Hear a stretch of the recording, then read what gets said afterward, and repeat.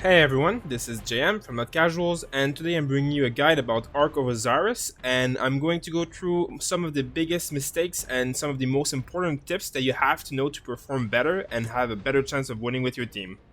So the first thing you need to know is that there are 4 types of objectives in this map. Outposts, there's 3 of them per side, they give 30 points per minute. Altars, there's 2 of them per side, they give 150 points per minute. Then there's the Obelisk, 2 of them per sides, they give 20 points per minute, and those are the ones that let you teleport your city near them, so objectively one of the most important one. And then finally there's the Shrines, 80 points per minute, also 2 of them per side, and those give special buffs such as healing speed or attack power or defense power, so also very important. Now with this knowledge, one thing that is important to remember is that both the top side and the bottom side have 1 shrine and 1 altar for each team. It is very important that you never lose those. Always keep track of the rallies coming in, and always make sure to at least send 1 army in each of those to garrison and defend. Next, one thing that is important to remember is that you can use some of your item buffs in the ARK. So you can use a troop attack or defense, you can use your troop capacity, and you can use gathering speed, which is useful because gathering can give quite a bit of point if you do it right. So as the game starts, I always do the same strategy. I always send a full cavalry and a full infantry march along with a scout march to the objectives. The reasoning behind this is that I will have some armies ready in the open field if anything happens or if we get rallied. And usually my infantry army will stay and defend one of those objectives the entire duration of the game, while my cavalry will most likely join a rally as soon as one is launched. So this brings me to my first and most important tip: how to teleport to your city when your troops are out in the field. This is a mistake that I see a lot of players doing. Often in the game, you're not allowed to teleport your city when there's troops out in the field, but in ARK of Osiris there's an exception. If your troops are garrisoning any buildings, it will work. So in this case, of course, if you're gathering or if you're fighting in the open field, it will not work. But as you see here, I put all of my armies that are out inside of the obelisk or the shrine or the altar. Any of these objectives work. Also, another player's city would also work. So once all your troops are in, your city can be teleported without any issues. Now, when you teleport your city, try and teleport it as close to the obelisk as possible so that if it gets attacked, you can reinforce it very easily and people can use your city to jump out and defend. Important to note is that you can only start teleporting cities once you've captured the obelisk. So that means that once you've put a unit inside the obelisk for the first time, 3 minutes later, you will be able to teleport. Now, the priority for teleports is always given to the strongest players first, but as the games progress, you will gain more and more teleport. You can see at the top here how many teleports your team has. Eventually, almost everybody should be able to teleport. Another mistake that I see often is players trying to swarm an objective. It is also very important to make sure that the objective defender is one of your strongest players with the correct defensive commanders and also the correct troops if possible. Now, as you can see here, this player has 4 full armies and the altar is actually not defended with a lot of troops. But as you will see, even with 4 full armies attacking the altar, he will still end up losing because when you attack an objective, it's basically sending all your troops as separate armies fighting a bigger army. So you're almost always in a disadvantage. There are very rare occasions where swarming will help or be useful, but in most cases you want to either rally or defend from inside an objective. Almost never do you want to swarm. This also brings me to my other point. In ARK of Osiris, the way to make points for yourself, individual points, is by killing units or inflicting damage. And if you are doing that from inside a rally, you will gain double the amount of points. What I mean by this is that if you attack an objective with a rally and kill 100,000 units, you will do double the amount of points that if you fought 100,000 units in the open field. So rallying and defending are much bigger priorities than open field fights. Now, as you see here, our obelisk is being rallied by a full rally. And while we have some troops defending, some of them have not arrived yet, and we do not have everything set up perfectly to defend this. So I will show you here how to cycle your reinforcements so that you keep sending troops over and over and reinforcing over and over.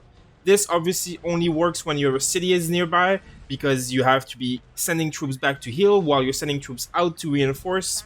The trick here is basically as you see your troops inside of the obelisk, getting more injured and having less HP, you will take them out by dragging the unit out of the obelisk, and you will have a second army ready nearby to join in its place. You can only have one army inside of an obelisk or an objective at all times, but you can always take it out and bring a new fresh army in.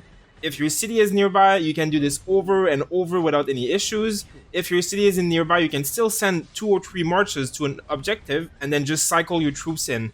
So there is really no reason for any players to not be able to reinforce this obelisk, and there would be any reason for us to lose it. It would be very bad. So every single player should always try and focus on doing this. It doesn't matter if you lose troop, keeping the obelisk is more important than anything else in this game.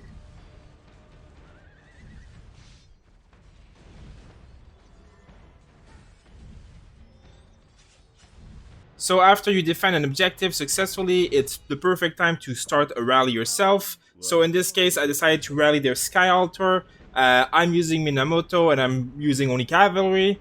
Now this brings me to my next point, which is when you are joining a rally, make sure to bring the right units. So if I have a Minamoto who's spec'd in skill or cavalry, and someone else brings infantry or archers, it will negate a lot of the talents that I would get normally. So my troops will move as slow as the slowest unit, which in this case is the infantry, and is very slow. You can see here my army is taking forever to reach this altar, and then once we fight it, even though we are on almost full rally, we will end up losing to this rally because half of our army is not getting buffed at all because Minamoto does not bring any benefits to infantry or to archers. So I think this is one of the most important things, and it shows who is really paying attention. Look at who the rally commander is before sending troops in. Better to send 50k cavalry instead of bringing 100,000 infantry that is mixed. I cannot stress this enough.